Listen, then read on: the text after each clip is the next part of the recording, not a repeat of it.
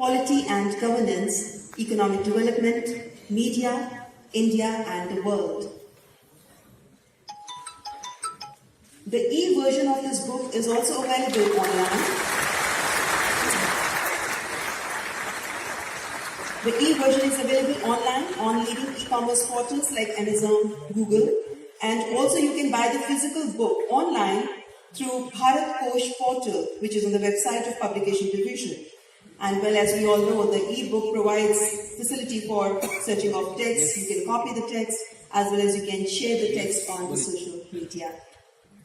किसी ने खूब कहा है, अल्फाजों में छिपे ख्याल समझ सको तो कहो, अल्फाजों में छिपे ख्याल समझ सको तो कहो, तजुर्बे की तह में हर उलझन का जवाब मिल जाता है.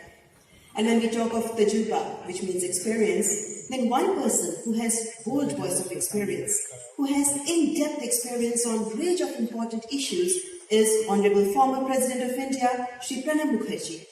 In a political career spanning 6 decades, Shri Mukherjee has been the President of India and has also occupied several other ministerial portfolios at the centre. It is for your quest for perfection that you've been awarded the Best Administrator in India Award too. एक मुकम्मल शख्सियत जिनकी शोहरत और इज्जत से सारी दुनिया बखूबी वाकिफ है. I take this opportunity to humbly invite Honorable former President of India and recipient of Bharat Ratna, Shri Pranab Mukherjee, to share his views with us and enlighten us with his words of wisdom. Good evening, Honorable Shri M. Venkaiah Naidu, Vice President of India, Honorable Minister Shri Thawar-Chand Gehlot, Honorable Minister Shri Colonel Rajyavardhan Rathore, Honorable Deputy Chairman Rajya Sabha Shri Harivansh, Dr. I. V. Subbarao, Secretary to the Vice President Shri Amit Khare, Secretary, Minister of Information and Broadcasting,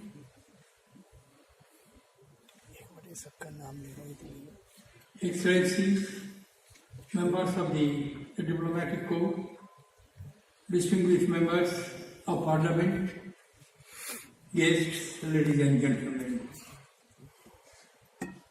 Let me start with my observations.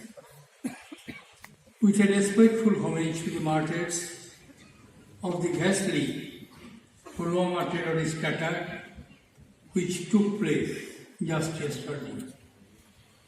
I am extremely pained at this act of inhumanity perpetrated by the terrorists. In this hour of grief, we must stand together as a nation. The united front put up by the political parties and the politicians across the spectrum is a sign of that unity. The response of the international community in condemning this barbarous attack in one voice will strengthen our resolve to fight this menace. I believe that this attack will not only bolster the confidence of our security forces, government and the nation as a whole towards strengthening our counter-terrorism measures and be more alert and safe. With these words, I compliment Honorable Vice President Shri Venkaiah Naidu ji for bringing out the first volume of selected speeches of him delivered as Vice President. I have had a long association with Venkaiah ji for more than 2 decades.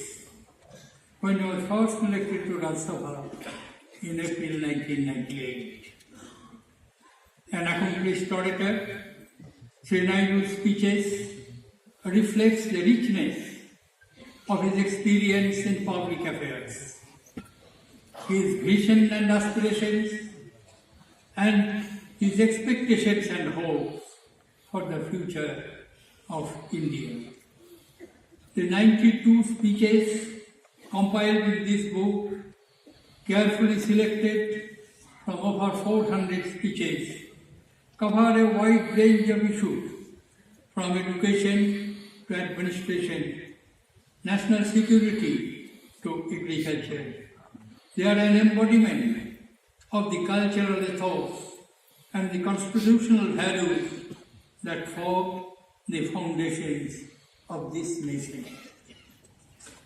Distinguished guests, ladies and gentlemen, while going through the compilation of Sri Naidu's speeches, I realized that his vision of governance in New India is built on the twin pillars of inclusion and sustainability. To my mind, a society that promotes a high degree of social inclusion is one in which members participate meaningfully and actively, have varied opportunities for collective experiences, enjoy freedom and equality, share social experiences, and attain fundamental well-being. To realize the goals of inclusive growth, governments in our country need to direct governance efforts towards a holistic policy and comprehensive and focused strategy of economic and social inclusion. Poverty and unemployment continue to be the central challenges confronting our policymakers. The marginal farmers, landless laborers, and casual workers are the worst sufferers of these deprivations.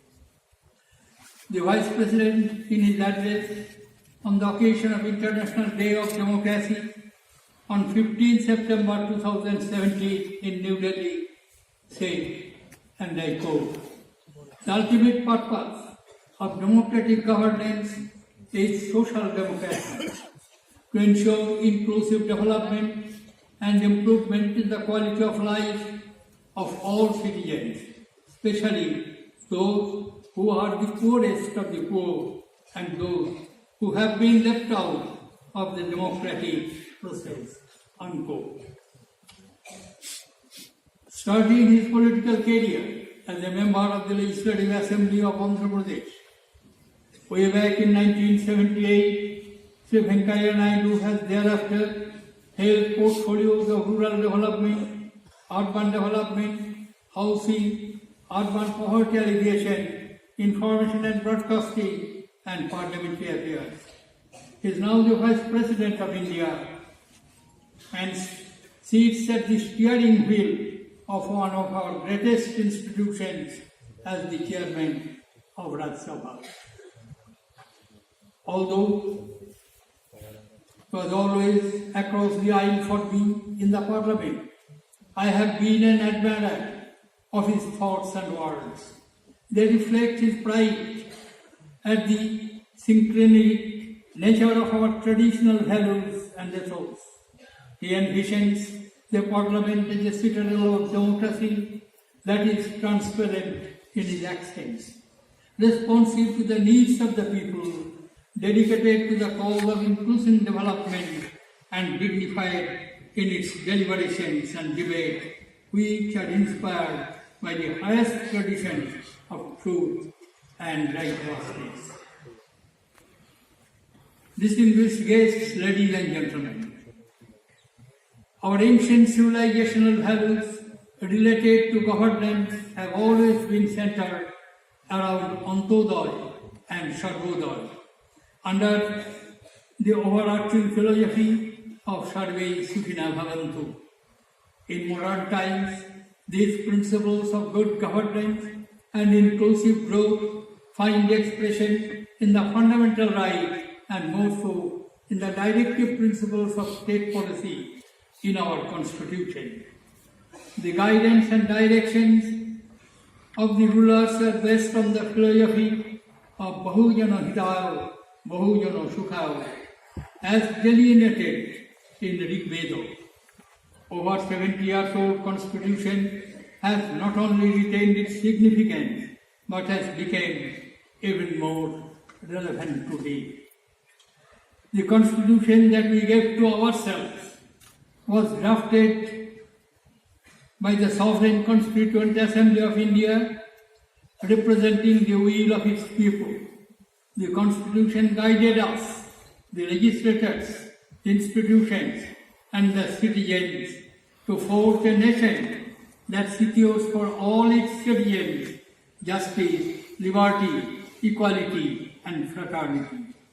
These goals were to be achieved through a parliamentary system of governance that we chose to ourselves after much deliberation and debate in the Constituent Assembly.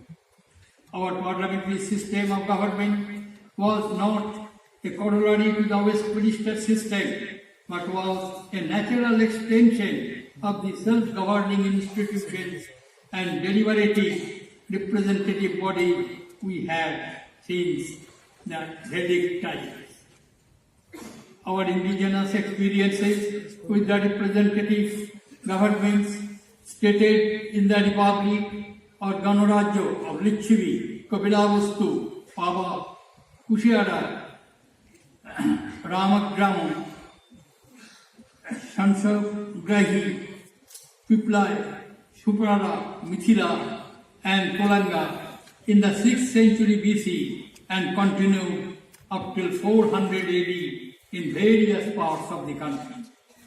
Constituent Assembly, the first representative body of the people of India, the members of which were chosen through indirect election by the members of the Provincial Legislative Assembly, commenced its momentous task on 9th December 1946.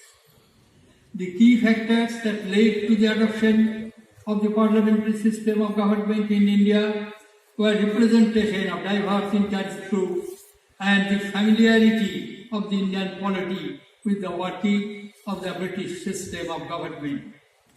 To imbibe these values of representation and act as true representative of the constituents, one needs to continually enhance the quality of debate in the parliament and respect the laws and rules of the legislatures. India is a diverse nation consisting of various groups of people from different classes, castes, religion, cultures, holding varying opinions. Parliament stands for the will and aspirations of the people, which are concretized through the medium of discussions and deliberation. However, over the years, I have noticed with grave concern a decline in the culture of this very debate that keeps the spirit of democracy alive. In his address,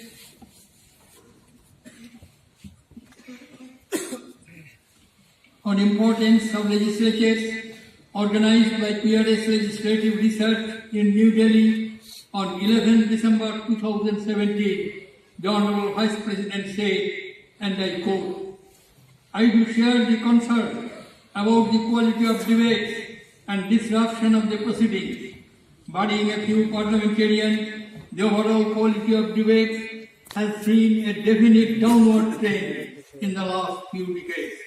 The quality of interventions and debates can be substantially enhanced with adequate homework and preparation by the members of Parliament." Unquote. The Parliament of India is the fountainhead of governance. The function of the Parliament is to make laws, debate, deliberate, and decide on policies. All executive decisions are subject to the scrutiny by the Parliament. However, a very unfortunate trend of undermining the very purpose of Parliament has evolved during the past decade or so.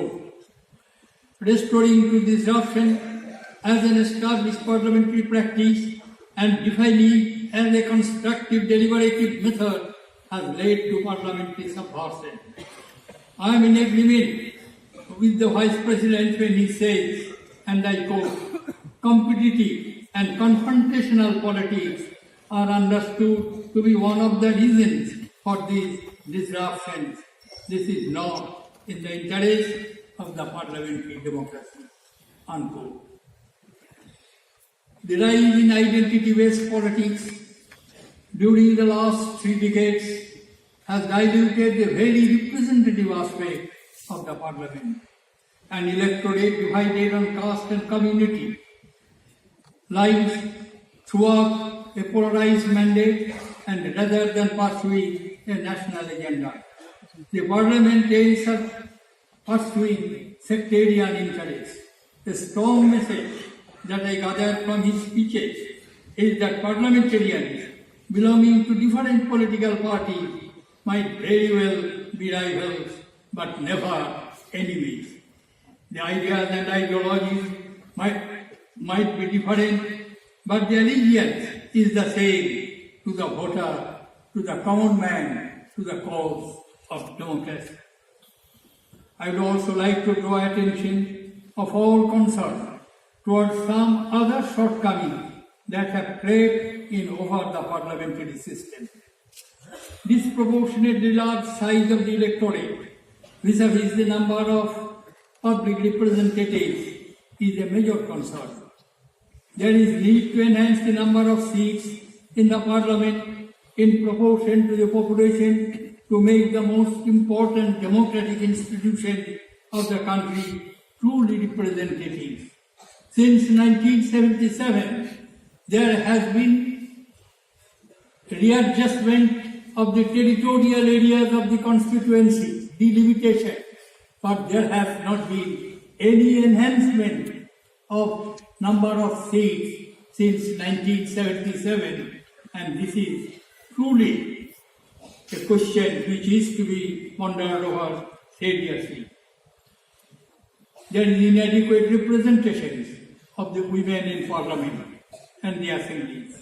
Reserving 33% of seats for women is an idea that has to be implemented at the earliest possible. It is already late by 2 decades, and it requires a national consciousness to achieve that desirable results. Deliver a quickening of parliamentary oversight by the executive is another major concern of the system. Despite the challenges and obstacles faced by the parliamentary system in India, I would like to emphasize that it has served the country well. As Shri Naidu rightly pointed out in his address on revitalizing parliamentary democracy in Kolkata, held on 30th December 2017, and I quote, India's parliamentary system has matured over the years and stood the test of the time. There is need to move from Swarajya to Surajya. A clean, competent, people-oriented, proactive administrative leadership is the need of the hour. There is also a need to build a culture of evaluation and constant learning in our governance system and focus upon impact and outcome. I believe in today's era, digital as well as physical media can be utilized as tool for empowerment of people for social mobilization, building partnerships, catalyzing individual and collective actions for betterment of life, promoting peace and harmony, and supporting national reconstruction. I applaud the firm and unrelenting stand taken by the Vice President against sensationalization, paid news and fake news. He asks media to be responsible, professional, empathic and truthful.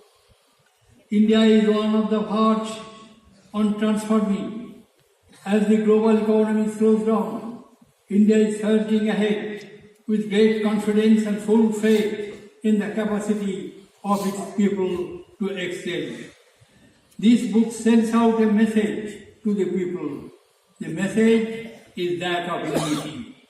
It tells us unequivocally that there are more things that unite us as a nation than those that divide us. we owe to our history and to our posterity to seize the moment and write a new story of a resurgent India. Above all, we need to empower our people, and I believe that this book has the capacity to inspire the leaders. Sri Naidu's energy and enthusiasm are indeed infectious. He speaks from the heart, which makes him a much loved and admired orator. Lacing his speeches with rhymes and humor, he makes sure that his speeches are not just thought-provoking, but also memorable. He stands tall among India's leadership, serving as a great example of dedication, hard work to the youth of the country. He is indeed an example worthy of emulation. I congratulate Ministry of Information and Broadcasting and Publications Divisions for bringing this book out with a beautiful layout and design. I am convinced that it proved to be an inspiring read for us, for its readers. I also take this opportunity to mention the world-class 13 publications that the Publications Divisions brought out on various facets of Rashtrapati Bhavan during my tenure as the President of India. I would like to compliment the Publications Divisions and its Director General, Srimati Shantana Rao, for their professional and advanced good work. Once again, I congratulate Venkaiah and wish him good health and many more years and purposeful years in our public life. Thank you, ladies and gentlemen.